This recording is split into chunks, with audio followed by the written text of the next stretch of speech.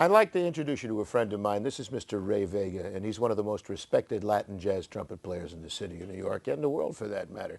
Hey, Ray, how you doing? Great to be here. Great It's to a be here. pleasure to have you. Yes. Why did you start to play the trumpet? Who inspired you? I learned in the South Bronx in my middle school, which is then known as a junior high school. They had a band program.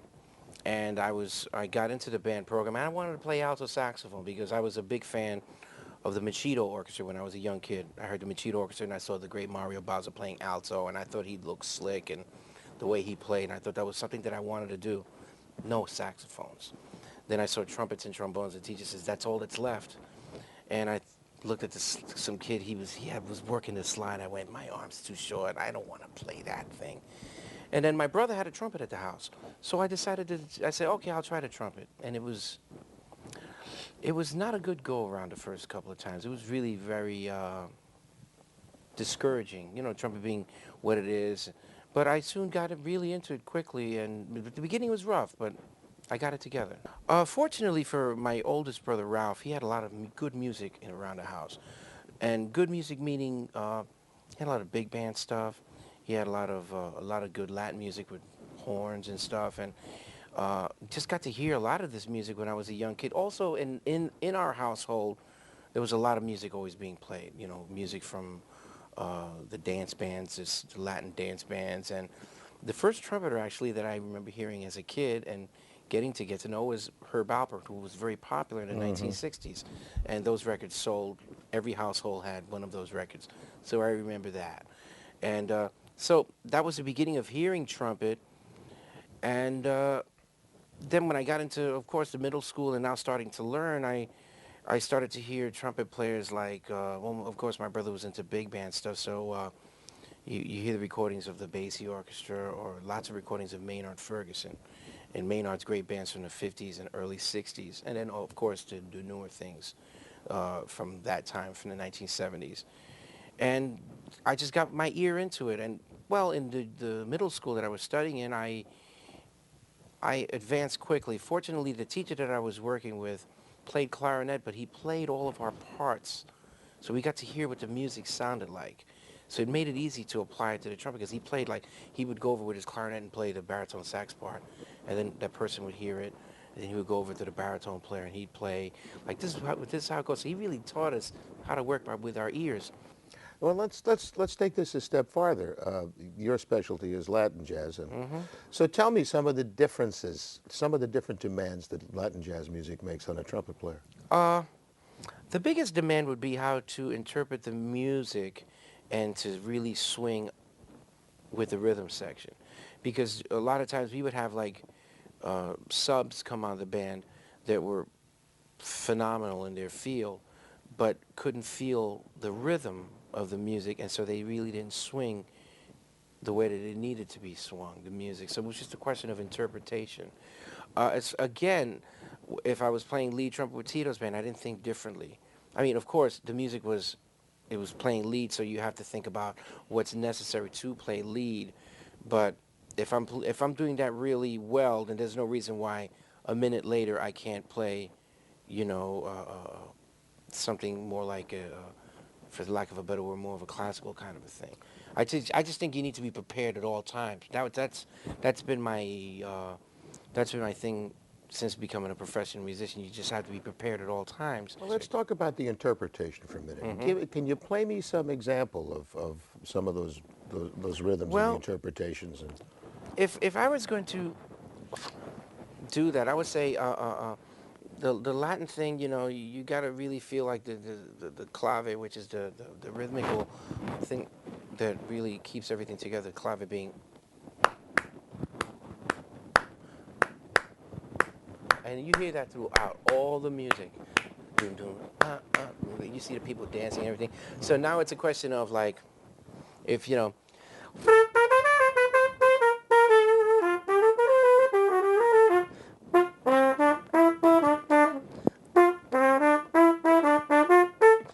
because a lot of people call me up and say, I want to study with you because I want to learn how to solo Latin jazz.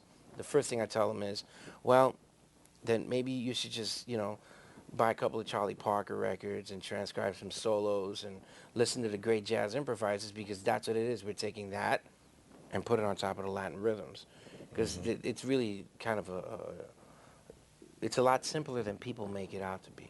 What's your opinion on the use of vibrato? It's a very Vi- deep subject. well, vibrato is very important because it helps. For me in particular, it helps in two major areas. If let's say I'm playing a solo and I'm playing a ballad and I want to be expressive, it helps. It also helps if I'm playing lead in a big band. There's a certain kind of vibrato that I kind of try to put on top of that, just ever so tasty kind of a thing. Can you give us an example?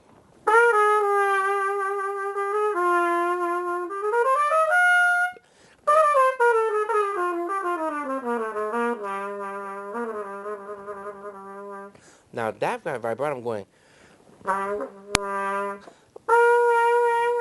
I'm doing it here in my Yeah, all face. right, I'm now, doing it with my jaw. Now, if I'm playing lead trumpet in a big band, yeah, I'll just play a quick passage. Sometimes that's a little bit exaggerated, but sometimes what that's did we do almost a yesterday? shake. That's almost a shake, but we were doing something yesterday. We were rehearsing with Chico O'Farrell's band, and we did a line.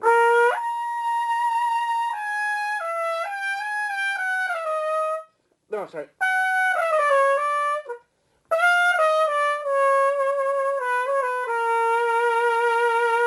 Now, if you have eight horns, or eight horns under you, it can be really So expressive. that's a nice wide.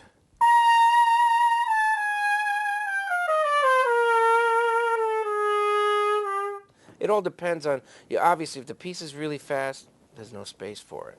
There's no space for it. But vibrato, I do use it.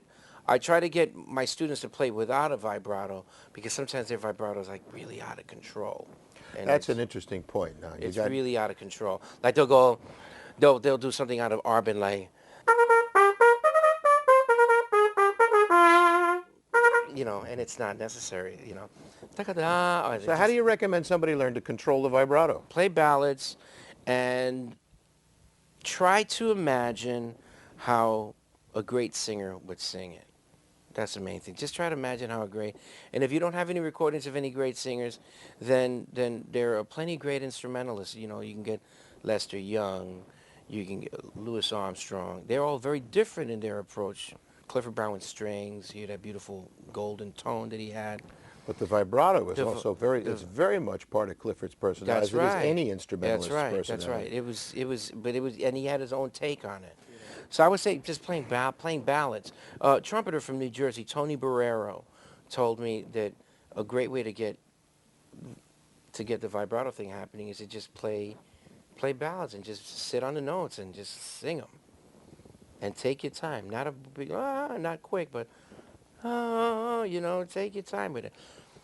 I do it inadvertently. I don't really think about it all that much. The interesting difference between you and I and Mark Gould Yeah. is that his vibrato is made with the hand Yeah, by well- manipulating the instrument, whereas we use our jaw, Yeah, actually. yeah.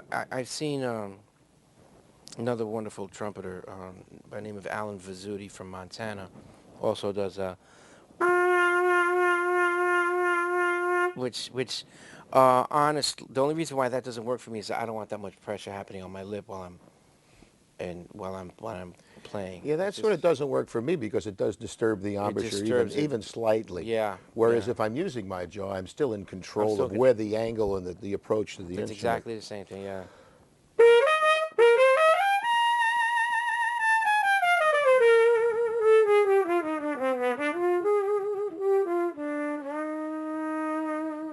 Yeah. Now, what do you do to practice?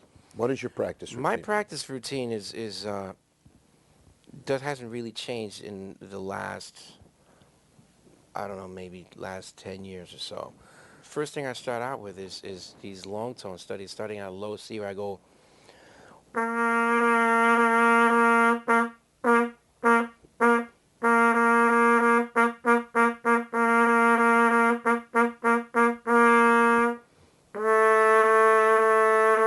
And so on and so forth, down to low F sharp.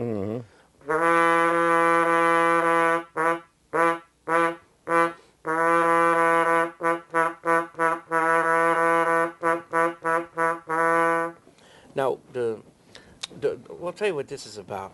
This is going between legato tonguing and staccato tonguing. The legato tonguing being, and then what I'll do is I'll then mix it, force the staccato tongue to go in there and stay with the same open throat All right. position. So going,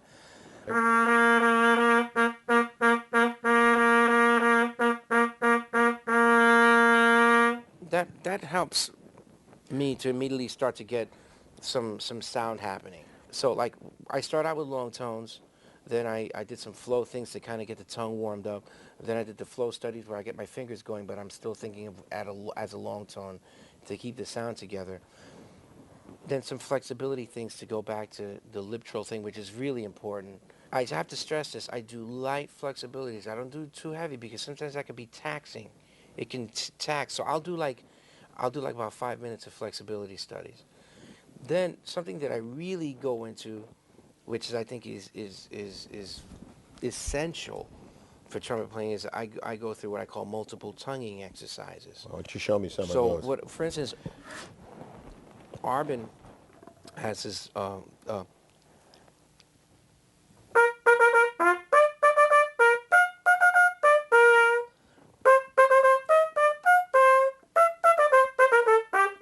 and so on and so forth. So I'll do a couple of Arbin single tonguing things. Then I go into double tonguing.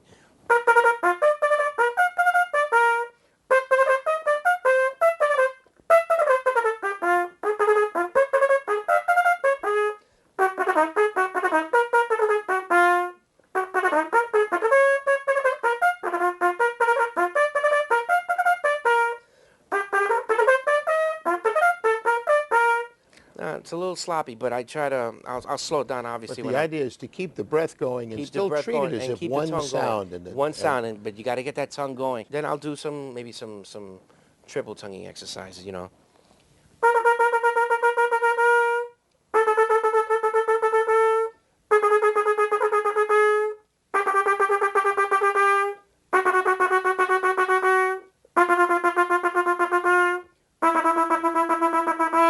Now that's all triple tonguing. I'm going ta ta ka ta ta ka ta ta ka ta ta ka ta ta ta ka ta ta ka ta ta ka ta ta ka ta ta ka ta ta ka ta ta ka ta ta ta ka ta ta ka ta ta ka ta ta ka ta. All that does is it fine tunes the entire mechanism of what's going to make the whole trumpet work. So it's just a question of like, okay, what's going to make the trumpet work? You can't halfway play the trumpet. You got to play the trumpet on all different levels if you really, if you're going to be out here surviving, you know. So what does the tonguing thing do for me? The tonguing thing does, it controls, it just makes everything more efficient. I mean, I can go,